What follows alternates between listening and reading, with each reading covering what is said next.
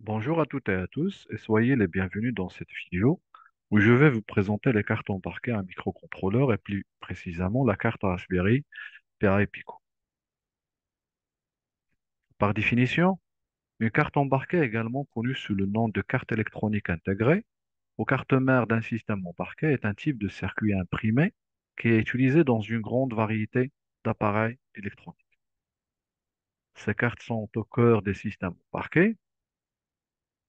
Alors que les systèmes embarqués sont des systèmes informatiques conçus pour réaliser une ou quelques fonctions dédiées, souvent dans un système plus grand. Une carte embarquée est une composante centrale des systèmes électroniques conçus pour des tâches et fonctions spécifiques alliant capacité, efficacité énergétique et fonctionnalités dédiées. On trouve les cartes embarquées dans les téléphones portables, les jouets, les appareils électroménagers et bien d'autres. Dans une carte embarquée, on trouve un ou plusieurs microprocesseurs, un ou plusieurs microcontrôleurs. On trouve les mémoires, telles que des ROM pour Read-Only Memory et ou des RAM pour Random Access Memory. Et bien sûr, on trouve des interfaces de communication permettant de les connecter à d'autres périphériques ou au réseau. Les points très intéressants des cartes embarquées résident dans leur petite taille et surtout leur faible consommation d'énergie, ce qui les rend très pratiques et idéales pour une multitude d'applications dans des espaces restreints où là où la consommation d'énergie peut être minimisée, comme dans des appareils portables, des systèmes automatisés, des capteurs sans fil et bien d'autres. Les cartes embarquées fonctionnent souvent avec des systèmes d'exploitation légers et spécialisés et qui sont optimisés pour leur faible consommation énergétique, leur efficacité dans la gestion des ressources limitées et leur capacité à exécuter des tâches en temps réel. On peut citer par exemple Linux et Windows embarqués, RTOS pour Real-Time Operating System et bien d'autres comme Zephyr. Voici quelques exemples de cartes embarquées parmi les plus populaires, chacune conçue pour répondre à des besoins spécifiques dans divers domaines d'application. Nous avons les cartes Raspberry Pi, PI tout simplement, qui sont des cartes très célèbres et largement utilisées dans l'éducation, le bricolage électronique et la création de prototypes pour des projets IoT. Nous avons les cartes Arduino qui sont idéales pour le prototypage rapide, permettant de contrôler et de commander des périphériques avec facilité. Nous avons les cartes ESP32 et ESP8266 qui sont des cartes spécialisées, offrant des fonctionnalités Wi-Fi et Bluetooth, parfaites pour des projets de connectivité sans fil. Et bien sûr, les cartes NVIDIA pour la carte Jetson, qui sont conçues pour l'apprentissage automatique et l'intelligence artificielle, offrant une puissance de calcul importante pour le traitement de données et l'inférence IA. Par la suite, nous allons nous focaliser sur la famille des cartes Raspberry Pi, laquelle contient un grand nombre de modèles. Le tableau ci-en-face présente une liste de différents modèles de Raspberry Pi avec pour chaque modèle l'année de sa mise en vente, la spécification du processeur, la quantité de mémoire RAM et le prix approximatif. Ce tableau montre l'évolution de ces cartes depuis le premier modèle B en 2012 avec un processeur ARM de 700 MHz et une RAM de 256 ou bien 512 mégaoctets. Jusqu'au modèle le plus récent en 2023, le Raspberry Pi 5 avec un processeur quad-core de 2,4 GHz et une RAM allant jusqu'à 8 gigaoctets. Cette progression illustre l'augmentation de la puissance de calcul et de la capacité de mémoire, tout en maintenant un prix accessible pour les passionnés de technologie, les éducateurs et les professionnels. Toutes ces cartes sont considérées comme des micro-ordinateurs équipés d'un système d'exploitation complet. En revanche, la nouvelle carte Raspberry Pi Pico est classée comme une carte à microcontrôleur. Cette carte fait partie de la nouvelle génération des cartes de la fondation Raspberry. Elle est équipée seulement d'un microcontrôleur sans microprocesseur. Elle est généralement utilisée pour exécuter des tâches spécifiques programmées par l'utilisateur sans un système d'exploitation traditionnel. Cette carte est mise en vente en 2021 et qui est équipée d'un microcontrôleur spécifique. C'est une carte programmable, soit par le MicroPython, ou bien MicroPython ou C++, et qui ne coûte que 4 dollars, ce qui la rend très accessible pour les éducateurs et les projets de prototypage. Cette carte, elle est de petite taille.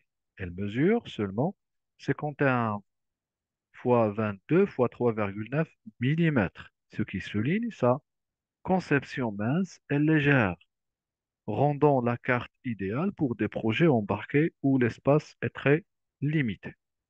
La carte Pico est clairement conçue pour être intégrée dans une variété d'applications électroniques en raison de sa petite taille et bien sûr de son profil bas, le prix de 4 dollars. Voilà quelques figures présentant quelques modèles de cartes Raspberry Pi. Alors, les modèles Raspberry Pi sont des mini-ordinateurs, comme je l'ai déjà cité, et qui sont des monocartes. Ils sont désignés par l'acronyme SBS pour Single Board Computer et sont équipés d'un système d'exploitation. Les systèmes d'exploitation pris en charge incluent le Raspberry Pi OS c'est-à-dire anciennement connu sous le nom de Raspbian, diverses distributions Linux et Windows 10 IoT Core. Bien sûr, le Raspberry Pi iOS, c'est un système d'exploitation basé sur Debian qui est conçu spécifiquement pour les appareils Raspberry Pi. En revanche, les cartes Pico, bien Raspberry Pi Pico, sont des cartes à microcontrôleurs capables d'interagir et de commander du matériel électronique. Elles ne prennent pas en charge de systèmes d'exploitation complet. Ces cartes sont présentées ou bien proposées pour concurrencer les cartes Arduino. Parmi les applications des cartes Raspberry Pi Pico, on peut citer le pilotage et le contrôle de moteur, la gestion des LED et des capteurs, la mise en œuvre des systèmes d'arrosage automatique. Dans le cadre des maisons intelligentes, sont utilisées pour contrôler l'éclairage, la température, la sécurité et bien d'autres tâches. Avant de présenter en détail la carte Raspberry Pi Pico, il est important de comprendre la différence entre les différents modèles de Raspberry Pi et surtout de distinguer entre un processeur et un microcontrôleur. Un processeur ou unité centrale de traitement CPU pour Central Processing Unit est un composant électronique conçu pour exécuter des instructions et des programmes informatiques. Il est le cœur de calcul dans les systèmes informatiques. Il est couramment utilisé dans des appareils de diverses tailles, des ordinateurs de bureau aux appareils portables comme les smartphones et les tablettes. Un microcontrôleur est un circuit intégré qui englobe un processeur qui n'est généralement pas très puissant, des mémoires ROM ou RAM ou RAM, des entrées-sorties et très souvent un convertisseur analogique numérique. Les microcontrôleurs sont typiquement utilisés dans des appareils de petite taille où la consommation d'énergie est un facteur crucial. On les retrouve dans des jouets, des équipements électroniques, des systèmes de contrôle, des dispositifs médicaux ou bien d'autres applications bien utilisation. Il est souvent considéré comme une solution tout en un en comparaison avec le processeur classique qui, pour sa part, nécessite un système d'exploitation et d'autres composants périphériques pour fonctionner.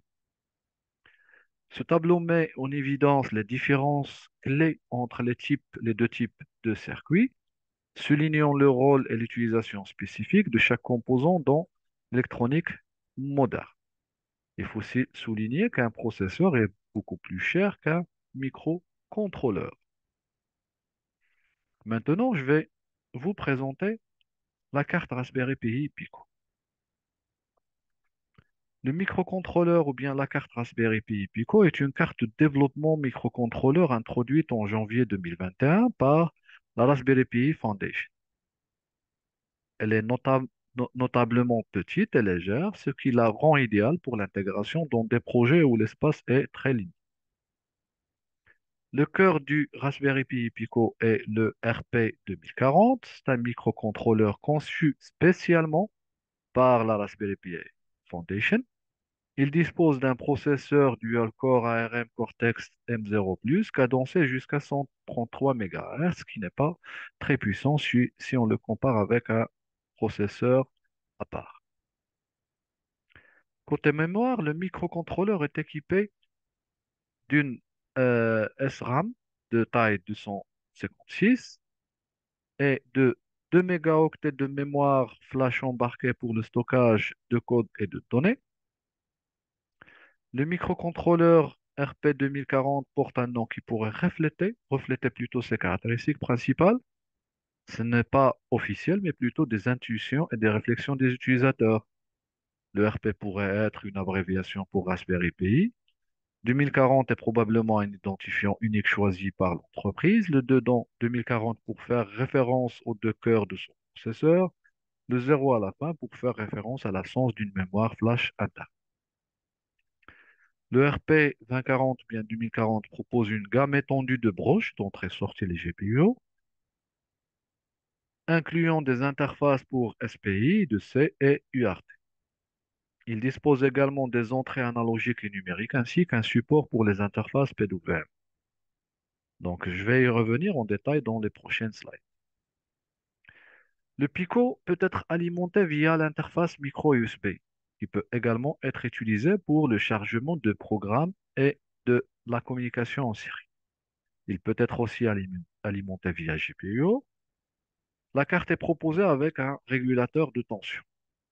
Le microcontrôleur peut être programmé avec le MicroPython et ou du C++,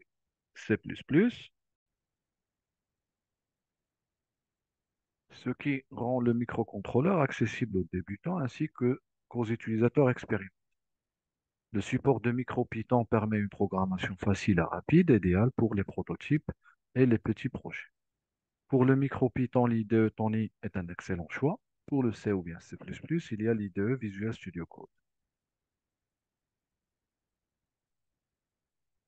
Le Raspberry Pi Pico offre des fonctionnalités spécifiques. Il est équipé d'un bouton Boot Cell pour Boot Selector ou bien Selection, qui permet à l'utilisateur de le mettre en mode bootloader simplement en maintenant ce bouton enfoncé lors de la connexion à un ordinateur via USB. Cela facilite le chargement de nouveaux programmes sans nécessiter un programme externe, bien un programmeur externe. La carte offre un microconvertisseur analogique numérique, une horloge système, le RTC, des timers, des DMA pour une gestion efficace des données et le support pour les interruptions, ce qui la rend adaptée à une variété de projets embarqués. Sur la figure est présenté le schéma synoptique du microcontrôleur RP2040. Les GPU pour General Purpose Input-Output sont en nombre de 29, qui sont des broches polyvalentes pour les connectivités d'entrée-sortie du microcontrôleur. Ces broches peuvent être utilisées pour lire et envoyer des signaux. On y trouve aussi un support de contrôle modulation de largeur d'impulsion PWM pour contrôler les dispositifs comme les moteurs et le LED. Aussi, elles peuvent servir comme des interfaces de communication avec d'autres périphériques utilisant les protocoles I2C, SPI et ERT. Le protocole I2C pour Inter-Integrated Circuit est un protocole de communication série bidirectionnelle qui utilise deux lignes et ainsi deux pins. Une ligne de données série SDA pour le transfert de données et une deuxième ligne d'horloge série SCL pour synchroniser la communication. Ce protocole permet à plusieurs maîtres et esclaves de communiquer sur le même bus en utilisant des adresses uniques pour identifier chaque périphérique.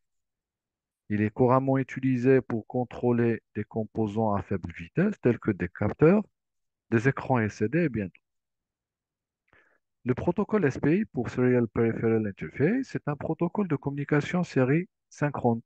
Il s'agit d'un protocole basé sur un concept de maître et d'esclave, où le maître contrôle le bus et la communication avec les esclaves. Le protocole SPI utilise quatre lignes principales pour la communication. Nous avons le MOSI pour Master Out Slave In. C'est la ligne par laquelle le maître envoie les données aux esclaves.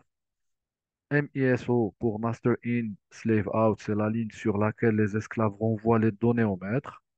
Nous avons La ligne d'horloge SCK pour Serial Clock, qui est une ligne contrôlée par le maître pour synchroniser les données transmises sur les deux MOSI et MISO. Nous avons aussi le SS pour Slave Select ou bien CS pour Chip Select, c'est la ligne par laquelle le maître sélectionne l'esclave avec lequel communiquer. Chaque esclave connecté au bus SPI a sa propre ligne SSA distincte. Contrairement à I2C, SPI est généralement plus rapide, mais nécessite plus de lignes pour la communication, ce qui peut devenir complexe lorsque de nombreux esclaves sont impliqués. C'est un protocole idéal pour les situations où la vitesse de communication est cruciale et où le nombre de périphériques n'engendre pas une complexité excessive de câblage. Ce protocole est utilisé pour connecter des microcontrôleurs à divers périphériques nécessitant une vitesse rapide pour des cartes mémoire SD et des écrans TTF. L'UART pour Universal Asynchronous Receiver Transmitter est un protocole de communication série. Contrairement à I2C et SPI, l'UART est asynchrone, ce qui signifie qu'il n'y a pas d'horloge de synchronisation partagée entre l'émetteur et le récepteur.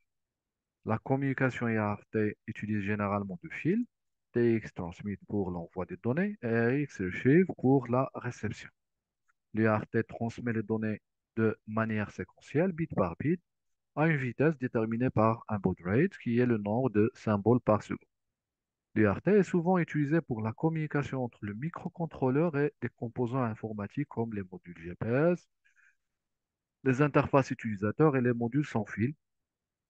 Il est aussi fréquemment utilisé pour le débogage via des consoles série. Voici un tableau récapitulatif des différents ports et protocoles disponibles sur la carte Raspberry Pi Pico avec leurs types, caractéristiques et exemples de périphériques typiques. On peut voir que la carte Pico est conçue pour être polyvalente et pour interagir avec une large gamme de périphériques électroniques grâce à ses interfaces. Cela permet aux utilisateurs de créer des projets variés allant de la robotique simple à des systèmes plutôt complexes intégrant plusieurs types de capteurs et d'actionnaires. Voilà une vue globale de la carte. On y voit le microcontrôleur RP 2040. Nous avons la mémoire flash de 2 mégaoctets. Nous avons l'horloge et aussi le port de débugage.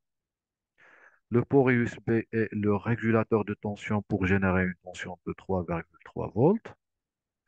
Nous avons aussi la LED intégrée et aussi le bouton Boot Cell pour Boot Selection ou bien le bouton bouchoir.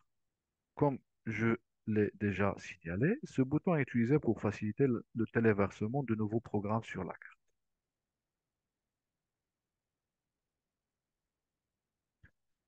Voilà une autre figure pour une vue plus détaillée des ports de connexion. Nous avons 3 broches d'entrée-sortie analogique, 26 broches d'entrée-sortie numérique, 16 broches PWM, 2 broches série, 2 I, 2 C et 2 SP. C'est ainsi que se termine cette vidéo où je vous ai présenté les cartes embarquées et surtout la carte à microcontrôleur, la Raspberry Pi Pico. Dans la vidéo, ou bien la prochaine vidéo, je vais vous présenter des exemples de manipulation de cette carte. Si vous avez des questions ou des remarques, n'hésitez pas à me laisser un message.